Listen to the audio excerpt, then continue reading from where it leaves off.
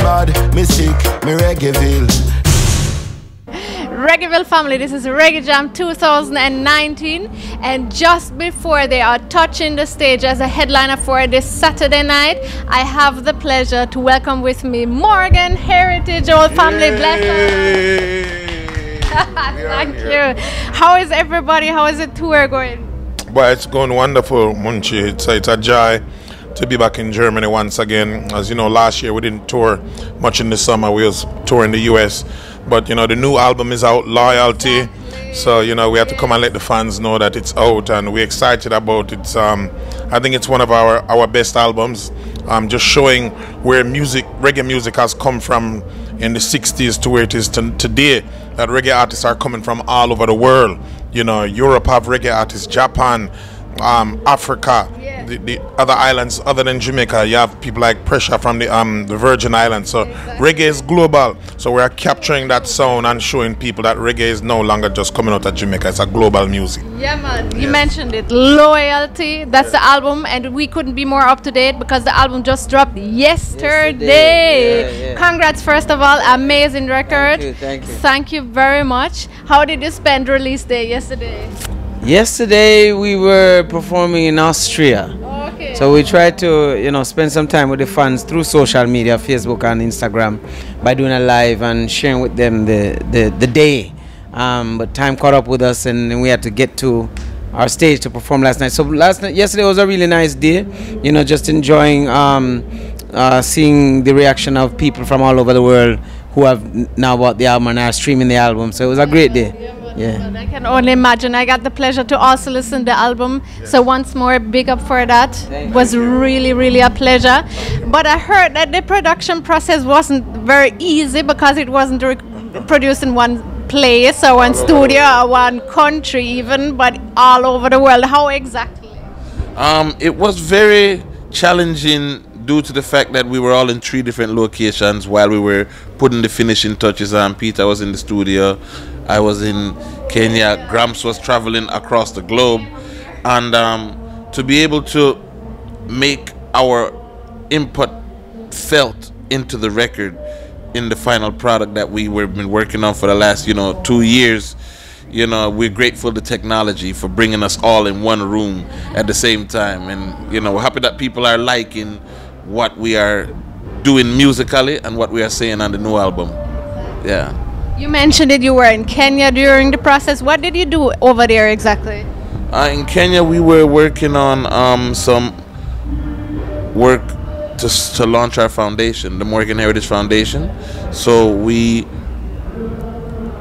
put a festival together called Tomorrow's Leaders Festival, and the whole goal was to bring people together from different parts of the world for the cause, to help to raise some funds for different initiatives for the youth, because the youths are the future. So we did it in Africa, in collaboration with Africans for the benefit of Africa, and we will grow from year to year. Yeah. Amazing cause, amazing cause. You also traveled the world with your wife and her products, her CBD products. Tell me a little bit about that as well. Well, the short version, my son, when he was born, was having multiple seizures, and during the time when the seizures were happening and he had to get surgery, lost 38% of his brain. His name is Macario Morgan, and my wife, being a scientist, jumped into action and said, instead of giving him the traditional medication which he was on, and it was basically turning him into a zombie, she decided to go into our laboratory, being a scientist, and make something for him. And today, long story short, we have the #1 CBD in the world, which is called Messiah, which means happy in the language of Tagalog, which is the Filipino language. So it's been keeping us busy. She consults for several different countries, from Israel to the Philippines to Thailand, Brazil, South Korea, and now we're working on Japan and of course the UK. So things are moving. It's keeping us busy, but loyal, straight, reggae music, it don't stop. Even sometimes Peter and Mojo have the pan, yo Bridget, we know you're busy. I said, this is my first job, so don't play, but they are very understanding to the mission of me doing what I'm doing with my company and with my wife. Yeah, man. What an impressive story. Yeah. And Peter right here was holding back everything in the studio in Miami at the same time while you two were on your mission traveling the world. So how was that like? It was great. I mean, it wasn't like, I was there alone, thanks to modern technology and social media. Mojo was always 7 hours ahead of me. So when I was burnt out in the middle of the night, he was up fresh having breakfast in Kenya. So he took over the session through, via WhatsApp video call and, Gramps, there was a point where he was in Kenya, Gramps was in Korea, South Korea, and we were, making it work.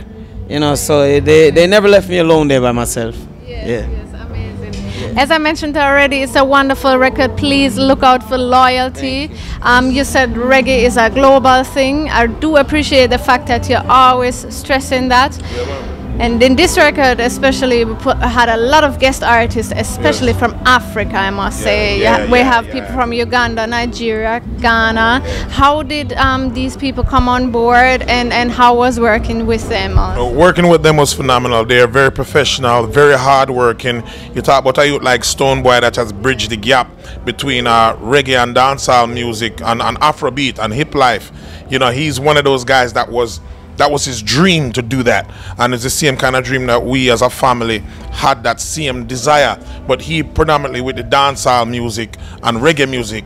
And if you notice, even people like Burna Boy today, it was Stonebwoy that kind of put those guys and hand them a mic when they came to Ghana, even Pato Rankin. So Stonebwoy is a big key in all of that, and he just happens to be a friend of ours. I went to Ghana one year. We were on tour here in Europe, and I just felt like I wanted to go to Ghana, and I left off the tour bus, big up coach service, and left and went to Ghana, and they said they want to keep a party for me. Went from a party to a show, and we pulled 4,000 people in the space of 2 days. And then I told him to bring the guy, Reggie Rockstone from VVIP, an artist, and a milestone. He's like the Wycliffe Jean of hip-hop in Ghana. I said, bring the best of what Ghana have to offer in reggae and dancehall. And I saw Stonebwoy, and I said, hey, who's this guy? And I said, I want to meet him, because I didn't meet everyone that performed. And I just saw that this guy had this international, like he could perform on any stage in the world. And the African artists just need that platform, and they're making it for themselves.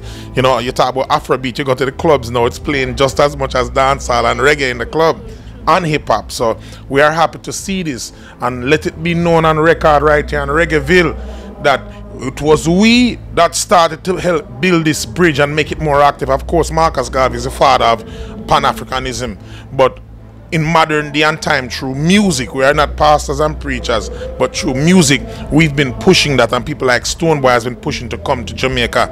And now a lot of artists know that communication is now becoming evident, even from artists who are going from Europe going to Africa. You talk about a youth like Black Prophet, who is from Ghana, and he lives in Germany. So, and is a youth where always travel between Germany and Ghana. So he's building the bridge and creating that trade.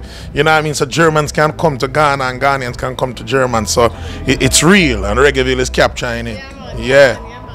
And speaking of the Africans that are on the record, one person I didn't mention as yet, and I figured possibly was through you that he was on the intro, is Jeff. How did Jeff come on board? So Jeff is a journalist, as people know, from CNN, doing like high-profile interviews as a correspondent, and now he's back home in Kenya where he's from. And he was interviewing us, and Peter and I was having this idea about what we're gonna do to open the album, and in all the craziness we was like, we need somebody to tell the story. And this man has an amazing, captivating voice that makes you want to listen, and he wrote some beautiful words.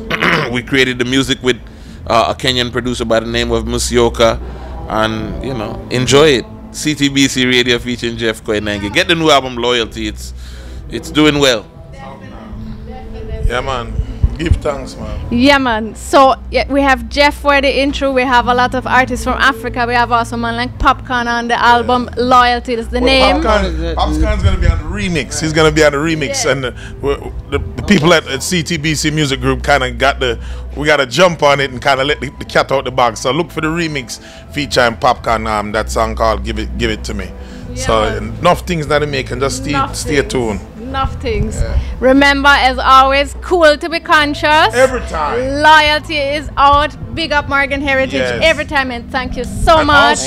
also, Munchie, don't forget the next generation of the Morgan Heritage family. Yes. Jamiri Morgan, he's out. He's also on the Loyalty World Tour, and his album is called Self Confidence. Check that out. And Esh Morgan, he's also out on tour, and he's doing an amazing job. And I can tell you, I'm proud of him as my nephew every night to watch him get better and better, because it's like when Jamiri just started to tour, I used to scream at him just because you want them to get it right, because you don't want you to see your kids. With Morgan Heritage family, we take music very serious.